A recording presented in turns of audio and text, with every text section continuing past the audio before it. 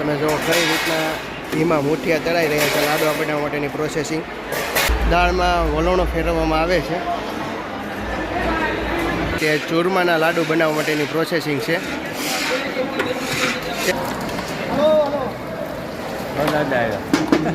મસાલો નાખને નળ દોરા જો કઈ રીતના કાઢે.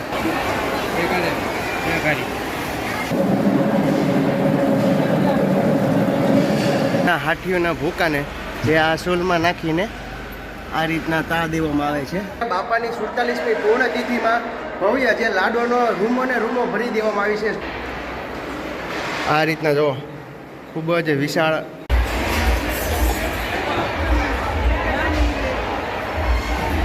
અહીંયા જો કેટલા માતાઓ અને બહેનો જે કામ કરી રહ્યા છે, કોબીને સુધારી રહ્યા છે. હાથનું આંધણ થઈ ગયું છે અને જો કઈ રીતના કાઢી રહ્યા છે. બાપા સીતારામ ખુશાલી સપોર્ટર્સમાં તમામ મિત્રોનું હાર્દિક સ્વાગત છે. પૂજ્ય સંત શ્રી બજરંગદાસ બાપાની 47મી પૂર્ણતિથિ મહોત્સવનો અહીંયા જે ભવ્ય લાખો માણસોની જે અહીંયા રસોઈ બની રહી છે તેની કઈ રીતના પ્રોસેસિંગ છે તે હું તમને વિડીયો દ્વારા બતાવવાનું છે. તેની આગવી તૈયારી મારા ખ્યાલથી 5 લાખ માણસોની જે અહીંયા રસોડામાં તેની તૈયારી થઈ રહી છે. અને જે અહીંયા 29 તારીખે અહીંયા બજરંગદાસ બાપાની ચોથને દિવસે અહીંયા ભવ્ય નગરયાત્રા નીકળવાની છે તે પણ હું વિડીયો તમને બતાવવાનું છું. ચેનલમાં ન હોય તો ચેનલને સબસ્ક્રાઈબ તેમજ વિડીયોને લાઈક કર્યા વગર જતા નહીં. ખાસ કરીને તો કમેન્ટમાં જય બજરંગદાસ બાપા લખવાનું ભૂલશો નહીં. બજરંગદાસ બાપાના દર્શન કરીને આપણે હવે અત્યારે જ્યાં ભવ્ય રસોઈ બની રહી છે તેની તરફ વધી રહ્યા છીએ. કેટલા લોકો સ્વયંસેવકો કામ કરી રહ્યા છો. આ દાળનો વિભાગ છે, આ શાક વિભાગ છે. આ જો બટેકાનું શાક બની રહ્યું છે, રીંગણા બટેકા તે મોટા મોટા તપેલામાં મિક્સ કરી રહ્યા છે ભાઈ. હરામામાં અત્યારે હાથીઓનો ભૂકો જે સૂલમાં નાખી રહ્યા છે. અને અહીંયા જે મોટા મોટા ટોપમાં અત્યારે હાલ દાળ બનાવી રહ્યા છે. મોટા મોટા ટોપમાં 50-50 હજાર માણસોની ટોપ છે. હાથ નાખી રહ્યા છે તપેલામાં.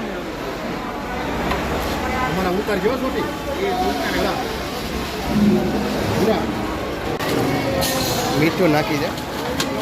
દાળમાં મિક્સ કરવા માટેનો મસાલો બનાવી રહ્યા છે ભાઈ. હા ભાઈ, શું કરો તમે? શું કરો છો? શેનો?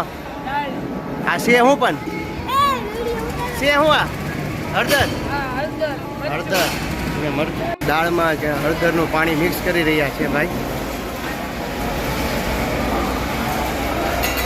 પણના બોક્સ આવી ગયા છે. દાળમાં મિક્સ કરવાનો છે. પણ નાખી રહ્યા છે દાળમાં.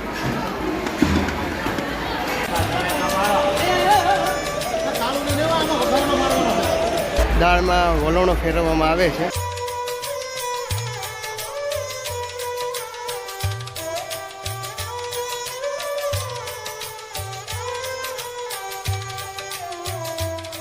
આ દાળ શાકમાં નાખવા માટેના ગરમ મસાલા આ તેજ ઉપર છે.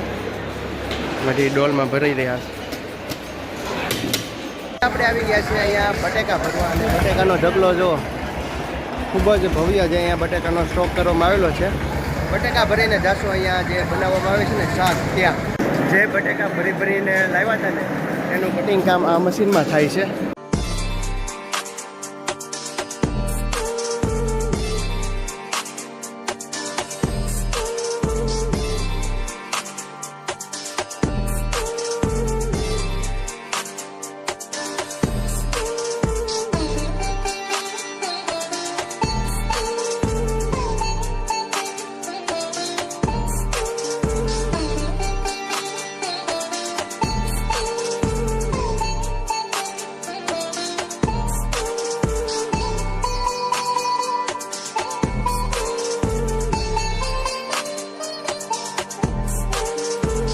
હાથનું આંધણ થઈ ગયું છે અને જો કઈ રીતના કાઢી રહ્યા છે.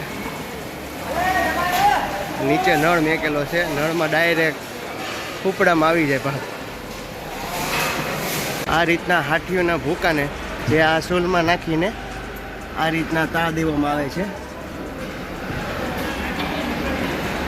વરાળના દ્વારા જે આખું રસોઈ બની રહી છે. જે અત્યારે રીંગણા બટેકાના શાકમાં રીંગણા નખાઈ રહ્યા છે. શાક બનીને કમ્પ્લીટ થઈ ગયું છે. આ રીતના ટોપ ભરવામાં આવે છે.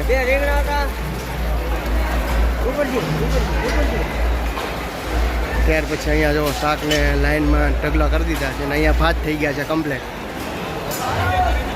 હવે આપણે જઈ રહ્યા છીએ અત્યારે જ્યાં લાડવા બનાવવા માટેની કઈ રીતના પ્રોસેસિંગ છે તે હું તમને બતાવવાનો છું. અહીંયા જો સાણી બનાવવા માટે સૂલ જગવી રહ્યા છે. બાપા સીતારામ. કયા ગામથી આવો? ભૂતેશ્વર વડલી. હા. શું નામ તમારું? ભરતભાઈ. કેટલા સ્વયંસેવકો સાથે?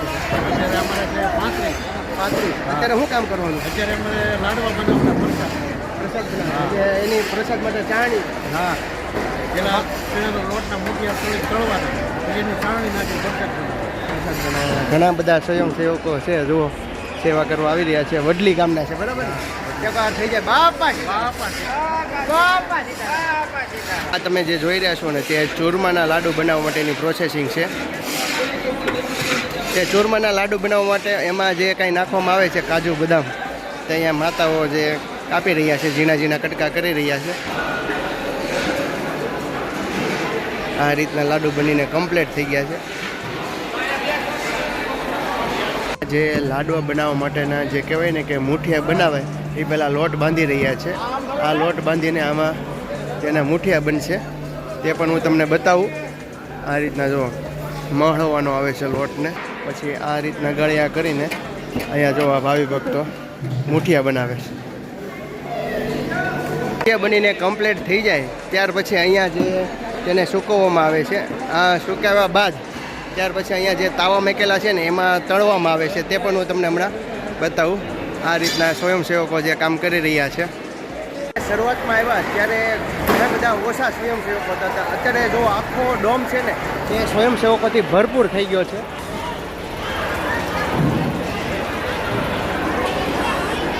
મિત્રો આપણે જઈ રહ્યા છીએ જ્યાં અહીંયા લાડવા બનાવવા માટેની પ્રોસેસિંગ કહેવાય કે મુઠિયા તો તળાઈને બનીને કમ્પ્લીટ થઈ ગયા. તેને તળવા માટેની કઈ રીતના પ્રોસેસિંગ છે હું તેમાં તમને બતાવું. મુઠિયા છે ને તે સ્પેશિયલ ઘીમાં બનાવવામાં આવે છે, જે તો કઈ રીતના સૂલું જગે છે અને ઘી પણ આવી ગયું છે. હવે આમાં નાખીને તે મુઠિયાને તળવાના છે. ત્યાર પછી અહીંયા ઘંટીમાં દળવાના છે. તમે જો કઈ રીતના ઘીમાં મુઠિયા તળાઈ રહ્યા છે લાડવા.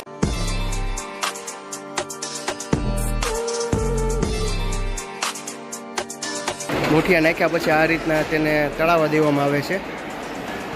બેમાં એ જ રીતના કામ ચાલુ છે. મુઠિયા તળાઈને કમ્પ્લીટ થઈ ગયા છે. હવે કાઢી રહ્યા છે ચોકીમાં.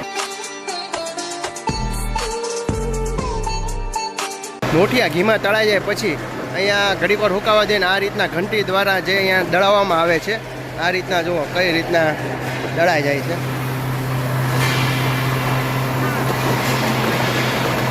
એ રીતના દળાઈને પછી આ રીતના ઘણી બધી લાઈનમાં ચોકી મેકેલી છે. તે ચોકીમાં ઠલાવીને પછી એની માટે જે ચાણી બનીને કમ્પ્લીટ કરવામાં આવે છે. આ રીતના તેની પ્રોસેસિંગ છે. ત્યાર પછી લાડવા વળવામાં આવે. ત્યાં ચૂરમાના લાડુ બની રહ્યા છે કાજુ બદામ નાખીને. જુઓ કઈ રીતના ખમણાવવામાં આવે છે ચોકીમાં. હવે હું તમને બતાવવા જઈ રહ્યો છું જ્યાં અહીંયા દાળ બનીને કમ્પ્લીટ થઈ ગઈ છે તેને ટોપમાં કાઢવામાં આવે છે. નળ દોરા જો કઈ રીતના કાઢે.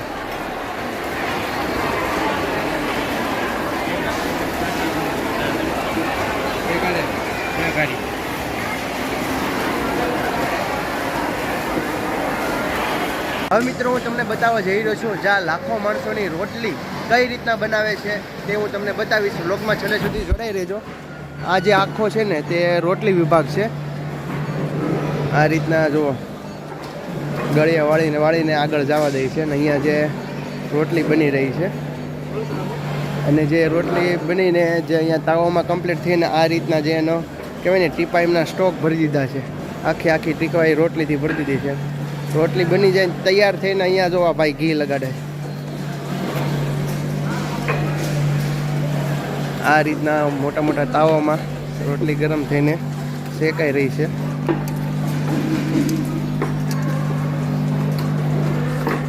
આ મશીનમાં લોટ બાંધવામાં આવે છે. આ તેલનો ડબ્બો.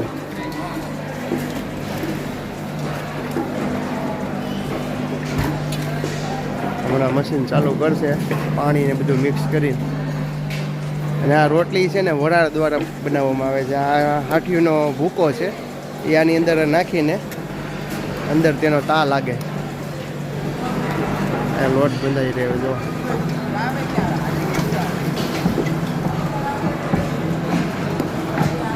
બાપા સીતારામ, અત્યારે હું તમને બધાને બતાવવા જઈ રહ્યો છું જ્યાં કોઠાર રૂમ, ત્યાં ભવ્ય જે અનાજનો સ્ટોક કરેલો છે તે હું તમને વિડીયો દ્વારા બતાવું છું. શરૂઆતમાં તો આપણે અહીંયા જોઈએ કે અહીંયા જે આખી ભેલીઓ, જે ગોળની ભેલીઓનો અહીંયા જે ભવ્ય સ્ટોક કરવામાં આવેલો છે. ત્યાર પછી અહીંયા બધી ગરમ મસાલા છે. અહીંયા પણ જો આ જે આખા સ્ટોક છે અને વિશાળ ભવ્ય રસોડું છે અને બધા અલગ અલગ રીતના કામ કરી રહ્યા છે. અહીંયા છે જે કહેવાય ને કે લાડવા બની રહ્યા છે તેની માટેનું. બાપા સીતારામ, બાપા સીતારામ. અહીંયા જો કેટલા માતાઓ અને બહેનો જે કામ કરી રહ્યા છે.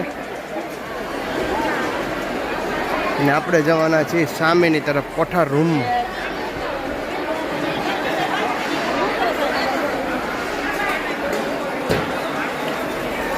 ઘણા બધા ગામના અહીંયા આજુબાજુના ગામના લોકો સેવામાં આવે છે અને અહીંયા પોતપોતાની રીતના જે હાવ સેવા બજાવી રહ્યા છે. આવી ગયા છે હવે આપણે કોઠાર રૂમ તરફ. બાપા સીતારામ. આ જે છે ચણાનો લોટ છે, આખો ચણાના લોટનો ઢગલો કરેલો છે ટોપ.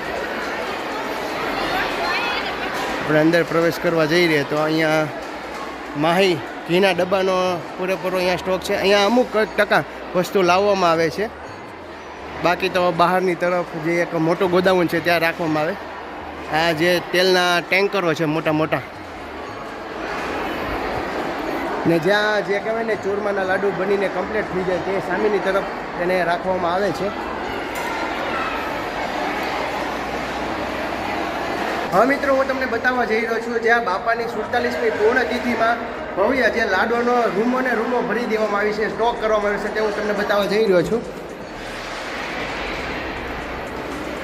આ રીતના જો ખૂબ જ વિશાળ અને ખૂબ ભવ્ય કહી શકાય કે બાપાની તિથિની તૈયારી ચાલી રહી છે. બરાબર ને ભગત? શું કહેશો તમે? બાપાની પૂરેપૂરી કૃપા છે. આપણે 2 લાખનું માણસોની વ્યવસ્થા પ્રસાદની તૈયાર કરેલી, આગવી તૈયારીઓ થઈ ગઈ છે. આવી એકની કેટલી રૂમ ભરેલી? 5 રૂમ છે આપણી પાસે. હા હા. તો ચાલો હવે આપણને બીજી રૂમ તરફ બતાવવા લઈ જશે. આવીને આવી એક સાથે 5 રૂમ જે લાડવાનો સ્ટોક કરવામાં આવેલો છે તે હું તમને બતાવવા જઈ રહ્યો છું. ચેનલ બનાવો તો ચેનલને સબસ્ક્રાઈબ તેમજ વિડીયોને લાઈક કર્યા વગર તો જતાની કમેન્ટમાં જય બજરંગદાસ બાપા લખવાનું ભૂલશો નહીં. તો ચાલો આપણે પહોંચી ગયા છે. એક લાઇનમાં જ છે બધી રૂમો. આ બીજી રૂમ.